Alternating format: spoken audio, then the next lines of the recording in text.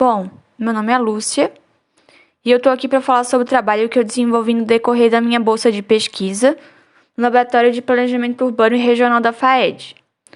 Do que se trata o projeto que eu participo, como é que foi desenvolvido, de que forma eu atuei, onde eu tentei me apoiar, o que eu descobri de interessante que eu acho importante compartilhar. Eu fiz parte da pesquisa Diagnóstico Socioambiental e Proposições de Planejamento Territorial em Buia e Vidal Ramos. Então, esse diagnóstico foi em Buia e Vidal Ramos, e esses dois municípios ficam na franja da região metropolitana de Florianópolis. O principal objetivo dessa pesquisa, como o próprio nome diz, é a realização de diagnóstico socioambiental dessas regiões. Então, uma das propostas dessa pesquisa é ajudar no desenvolvimento das políticas públicas de planejamento, tanto desses municípios como a nível regional. A pesquisa desses municípios acaba sendo de muita importância, porque até então eles não tinham sido suficientemente investigados. E para poder se ter uma compreensão de Santa Catarina na sua totalidade, é importante que esses municípios também sejam compreendidos. A gente procurou entender a vida em sociedade desses municípios de uma forma mais ampla e não setorizada. Então, ao invés de observar cada setor econômico de uma forma isolada, a gente tentou ter uma visão mais holística. E para isso ser possível, a gente contou com os pontos de vista dos diferentes segmentos da sociedade. E vendo a necessidade de cada um desses segmentos, a gente acabou descobrindo também o que esses municípios precisam melhorar. Foi dentro dessa abordagem que eu tentei atuar. Normalmente os recursos naturais e culturais, eles são vistos como algo que é simplesmente para ser usado.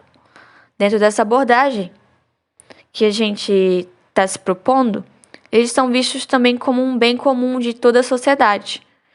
E foi dessa forma que essa pesquisa foi desenvolvida. Então vocês devem estar se perguntando onde entra a minha contribuição nessa pesquisa.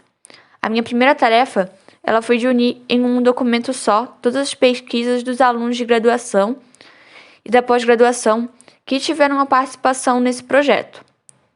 Mas depois que eu organizei esses escritos, a gente conseguiu perceber que algumas informações elas podiam ser complementadas e atualizadas. E é a partir daí que eu tenho uma atuação mais ativa. Eu tive que levantar mais dados para essa pesquisa. E para isso eu consultei a plataforma de dados de órgãos públicos, como o IBGE. E foi assim, dessa forma que eu passei a entender melhor a vida em sociedade desses municípios, seus problemas, suas interações.